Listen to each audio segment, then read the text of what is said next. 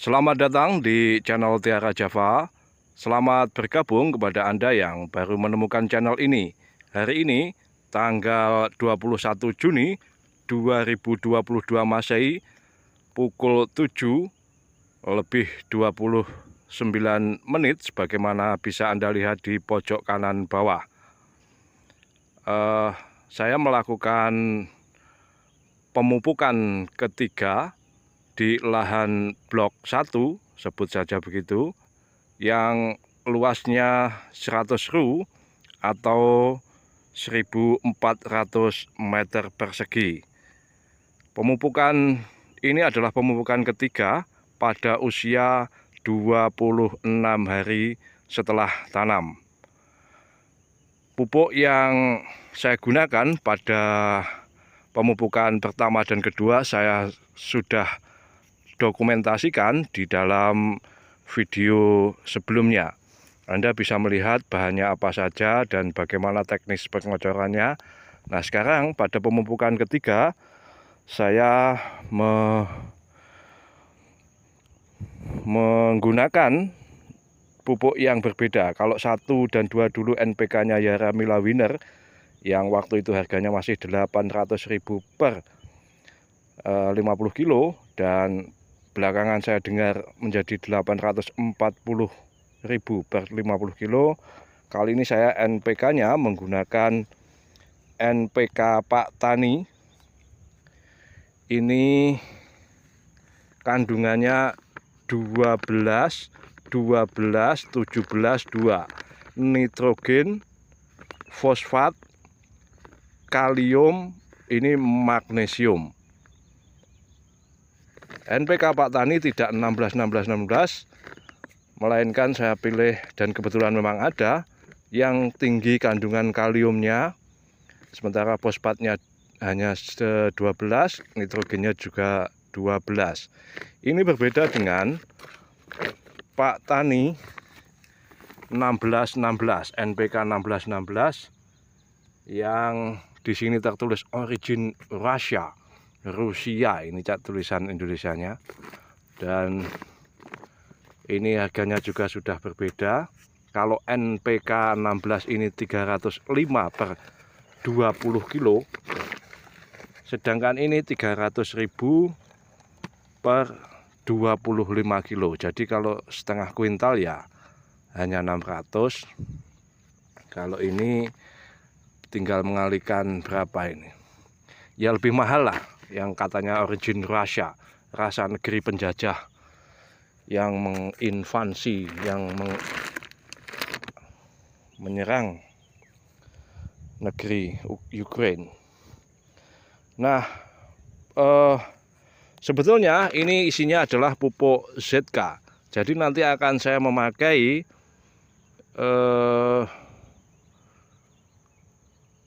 750 gram NPK ditambah 750 gram ZK. ZK juga produksi Pak Tani, kandungannya adalah bentuknya seperti ini. Kandungannya adalah kalium 50% ditambah sulfur 17% dan klornya 1,5%.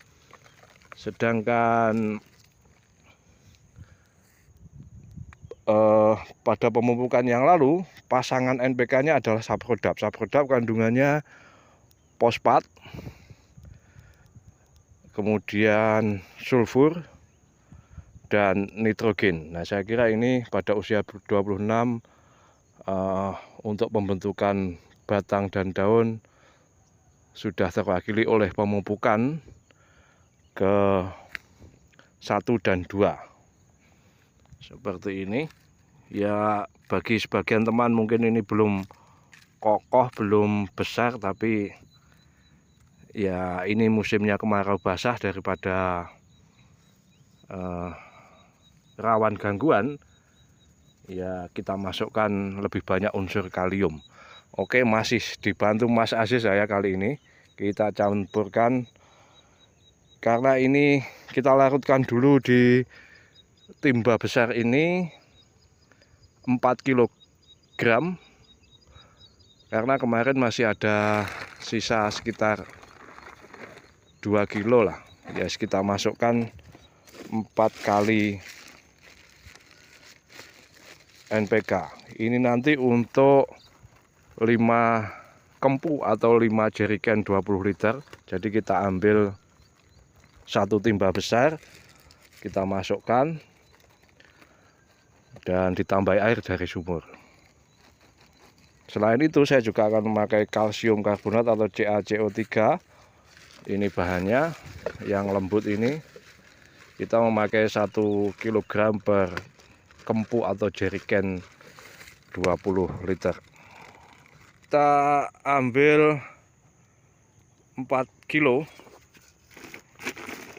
atau 4 wadah seperti ini bekas kalsium cap tawon yang dulu harganya 15.000 dan saya sekarang tidak pernah membeli lagi karena kalsium cukup pakai kalsium bangunan atau pelamir yang harganya hanya 26.000 per 40 kg satu.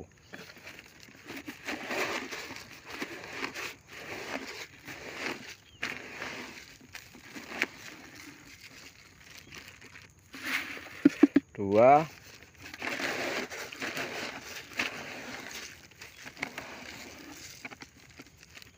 tiga,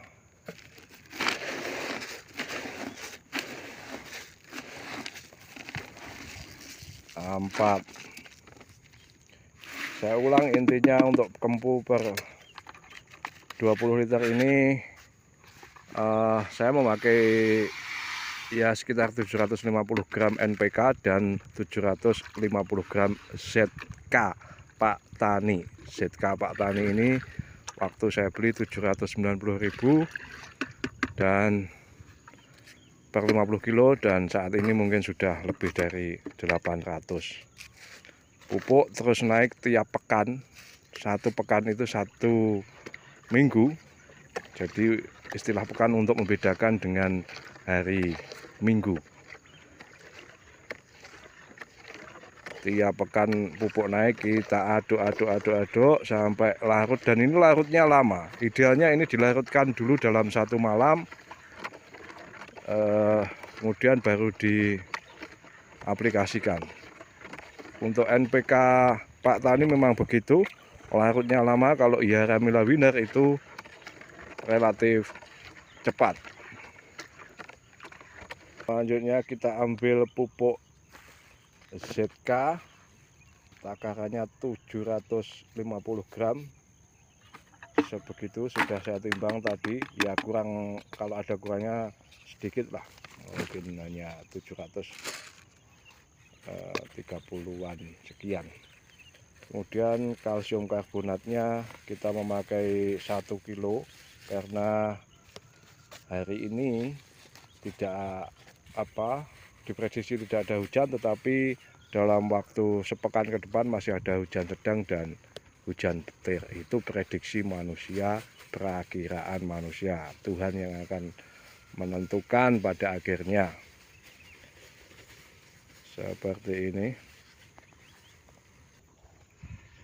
Kita aduk sekali lagi supaya lebih cepat larut, karena NPK Pak Tani sekali lagi lama larutnya. Perlu diinapkan 1 malam sebelum diaplikasikan. Kita ambil 1 timba. Dalam timba besar itu akan terbagi menjadi 5 timba kecil. 1 timba kecil untuk 1 jerigen. Sisanya kekurangannya kita tambahkan dari air sumur. Seperti ini.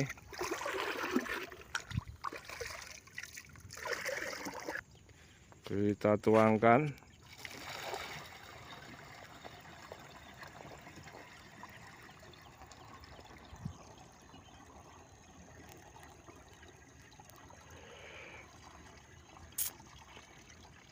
Sementara itu di lahan ini rumput terpantau belum mati. Sudah saya semprot herbisida Roundup. Ada 4 hari ini. Kalau belum mati juga gimana, ini rumput teki mayoritas. Ya kita tunggulah, lebih baik bersabar daripada di sebelah seperti di sebelah sana, di blok, katakanlah blok 2 yang baru saja saya cabut menghabiskan nyaris 1 juta rupiah, dikerjakan oleh banyak kawan. Kalau satu orang berarti 19 hari, karena ya rumputnya begitu rapat. Kita tambahkan lagi dan kita akan melihat bagaimana cara mengaplikasikan atau cara mengocorkan pupuk cair ini. Edisi ngirit tapi 4 kali kocornya, untuk menekan biaya produksi, karena ini bibitnya saja waktu itu saya dapatkan 52.000 per kilogram. Kalau yang saya tancapkan itu ada 75 kilo, maka ya lumayan banyak lah. Ongkos produksi pertanian semakin lama semakin tinggi. Hari ini saya mendengar, kemarin sebetulnya itu 70.000 bibit untuk Labuan 1 dari Nganjuk varietas Thailand, itu sudah tembus 70.000. Saya terakhir mendapatkan pada harga 62.000 per kilogram. Saya membelinya pagi, sore dan malamnya itu saya mendengar sudah berubah harga menjadi 70.000. Petani menjerit, tapi tetap tidak minta bantuan kepada pemerintah. Tolong bantu kami, subsidi kami. Tidak, kami petani independen yang sedapat mungkin menghindar dari belas kasihan negara, sebab negara terlalu sibuk mengurus dirinya sendiri, maksudnya pejabat pemerintahnya. Mereka terlalu sibuk memikirkan kekuasaan apalagi yang akan kami dapat. Mereka sibuk memikirkan modal mana lagi yang dapat kami kumpulkan untuk meraih kekuasaan berikutnya. Hahaha.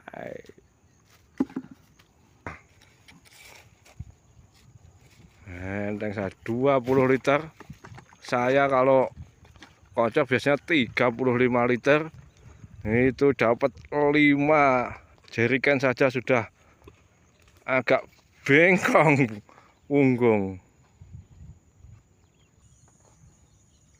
Kita mulai dari ujung utara, saya sedang menghadap ke timur yang ternaungi oleh pepohonan tebu. Naungan atau shading dari pohon tebu ini tidak memungkinkan tanaman bawang merah bisa berproses fotosintesa secara normal.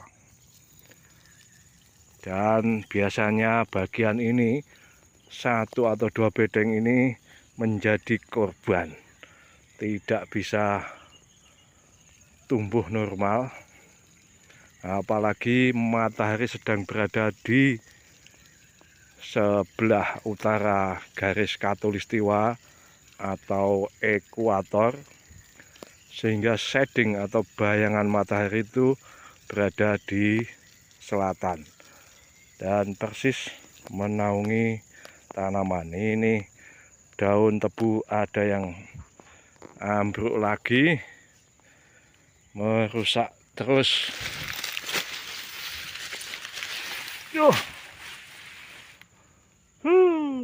Tiap hari ada saja yang seperti ini.